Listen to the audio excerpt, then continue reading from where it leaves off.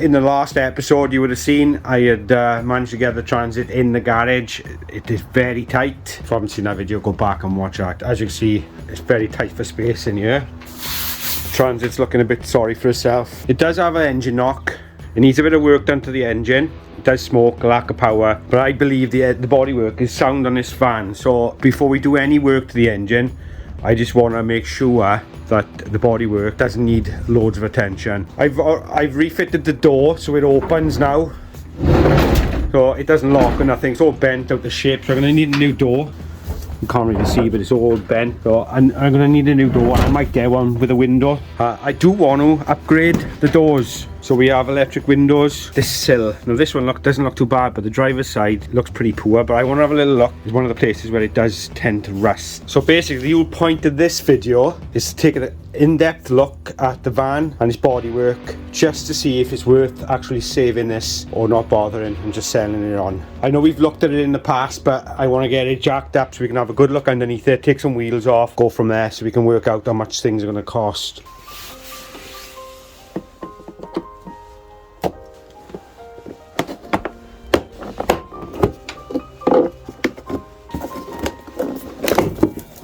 Alright, straight away, boom. Not a good sign, is it, guys? Like I said, I wanted to check first. Obviously that's quite bad. So, okay. I haven't got no welding experience. I know you can buy these and just weld them in. You know what? I think I've ended the video right now, haven't I? I'll just be opening a can of worms doing this, won't I? I'm going to be leaving this for someone else, I think. At the end of the day, it hasn't even got an MOT, so there's no way it's going to fly through another MOT. Should we have a look how bad the other side is? Because that's pretty bad. They've obviously seen they've had problems because they've just sprayed it with a bit of spray. I have seen a hell of a lot worse, and there's nothing left underneath there. Let's go and check the other side. Someone's definitely been in here before because it's missing the clips.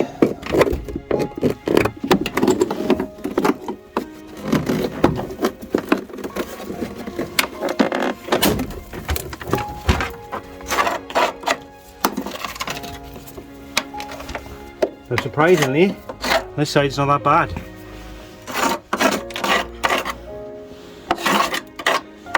The passenger side is always going to be the worst because it's in the drains and the puddles. So far we've got an all there.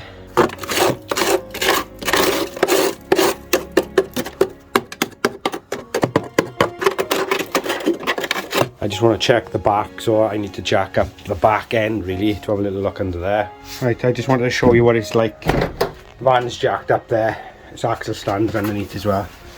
I just want to show you underneath the door. There. So that's the footwell. It's not that bad, to be honest. That could be repaired with the right stuff. The rest of the van looks pretty solid. Sills are fine. It could do with a under seal to prevent it getting worse. To be fair, it doesn't look that bad. I think it does rust on this sill as well.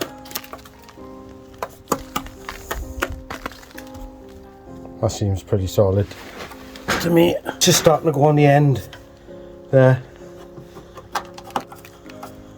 It's got good tyres. You know, everything seems pretty good on it. So I'm a bit stuck now on what to do. It's a big old beast to be trying to tame, really, isn't it?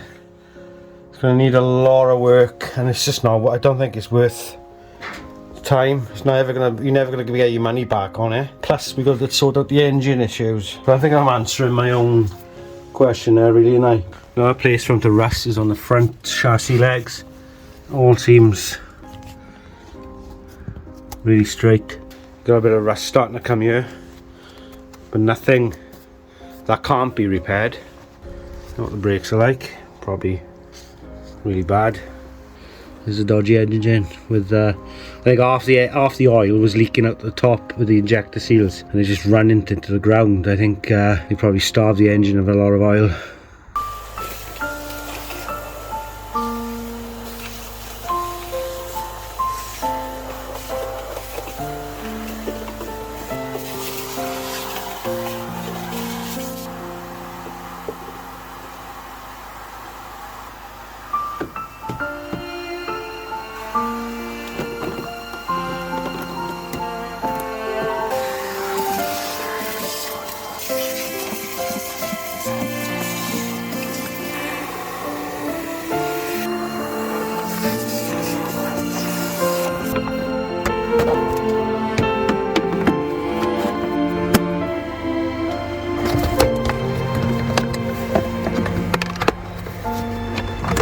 drawers are back on under there. All back on, nice and tidy. Let's have a look what's under here. That's not too bad, just a bit of rubbish. I'll move that out the way now.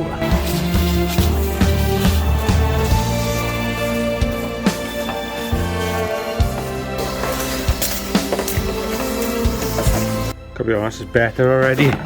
Could do with a wash out, but all the rubbish is out. It's all nice and clean. Now it doesn't look it on camera, but it is. This door's knackered. That's locked now. Look at it. Absolutely wrecked, that door. Got rid of all the crap. The leaves are underneath there. I would pull the van out, but it won't start. Panels are all back on. It's dead. Alright, it's been a couple of days later since that transit video, and to be fair, I think it's about time I need to move on now, and that's why I've decided I'm selling the transit and I've reduced the price on the Audi S1. Huge loss on this car, and do you know what, it breaks my heart. People are asking for it and they just want to break it for parts. You know, all the hard work I've put into this car and they want to break it. Sad really, isn't it? But there you are. I suppose that's life. The trouble is I get too attached to these cars when you put so much work into them.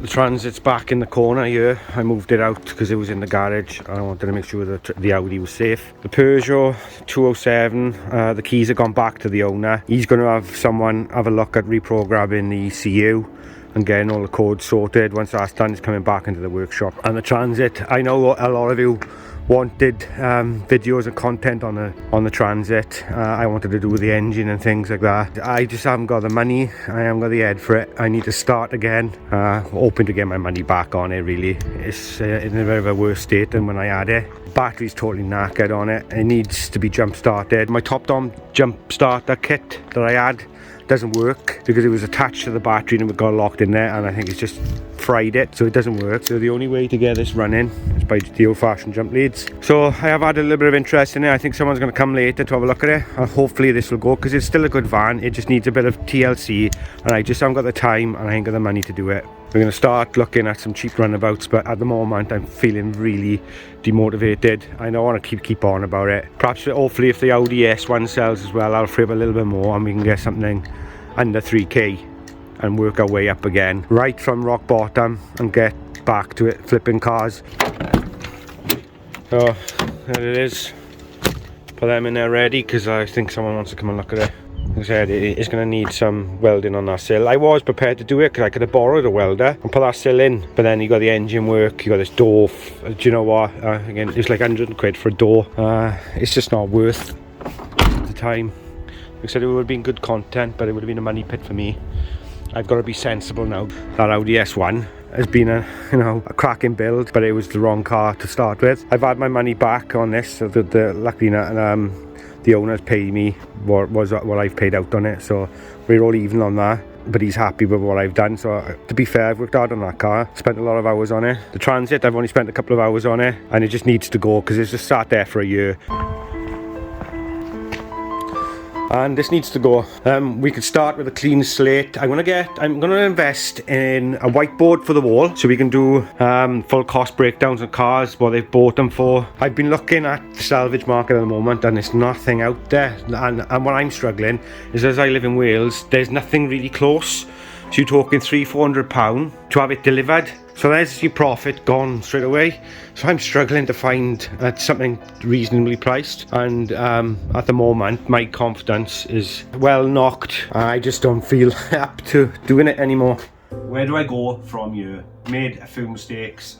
I paid too much for this Audi S1 from the start. That's where you make your profit, from when you actually buy the car, not when you come to sell it. Paid too much for it. That's my own fault, and sadly I've learned the hard way that it's not all plain sailing. Like I said, these channels make out that you can make loads of money on it, which obviously some people do really well and lucky, and some people aren't. I've made the wrong decisions and I paid for it. My own mistakes, I hope you learn from them. I'm really struggling, like I said, to be motivated to do anything at the moment because I'm stuck with these. Until these go, I can't really move on. I'm gonna start again. I just gotta dust myself down and move on with some cheap rebuilds. It might not be fantastic content for yourselves, but it's going to be cheap cars and hopefully make a little bit of money on to put it back in the little pot and build my way back up. Anything above £5,000 is just not worth it at the moment. People are not willing to pay silly money for cars, and that's where I made a mistake on this. We're well on our way to 10k subscribers. That giveaway is still happening.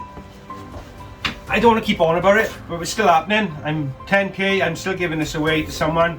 I still want to give back to you guys for all the support you've given me. Without you lot giving me the advice and in the comments and the support, I wouldn't be doing this now. So I am grateful and I want to give this back to you. So that's it. It's been a really rocky start to 2023, but these things are put in to challenge you, and you've just got to try and make the best of a bad situation, move forward as best you can and deal with it as and when these things happen. I think I don't want to be negative, far from that. I'm just feeling a bit shitty today, but we're going to move on, draw a line under it. It's been the same cars, it's been the same content over and over. It's done and dusted. I want a fresh start now, and hopefully start bringing you some decent content again, where you can sit down and enjoy on an afternoon or on a weekend. So hopefully we get back to that point of uploading daily or weekly at least. But until I get something half decent, I'm stuck in a little bit of a limbo. So fingers crossed we can have something decent and we can start again. I am on Instagram, Reviving_Salvage, where I upload pictures daily of what I'm getting up to throughout the week and what's coming to the channel next. I am hoping that eventually, when this goes, to get a scissor lift and hopefully run that off the generator. So we'll have a lift in here. I can get to underneath the cars better. I am actively looking for some sort of ramp, so hopefully that will definitely make things a lot easier on my back and my knees, and just in generally trying to repair cars. And I have put the feelers out for a bigger garage in this where I am now. Hopefully when one comes up, there's a bigger garage further down that I might be able to have, and it can fit more cars in and give us more room to work on. Fingers crossed that's something that might be happening in the future, so I ain't giving up. It's just you caught me on a bad day. It is Sunday, it's the weekend. That's enough rambling. New things are happening in the background. New videos are going to be coming very soon when we have some new content. But in the meantime, hold tight, and I will see you in a bit.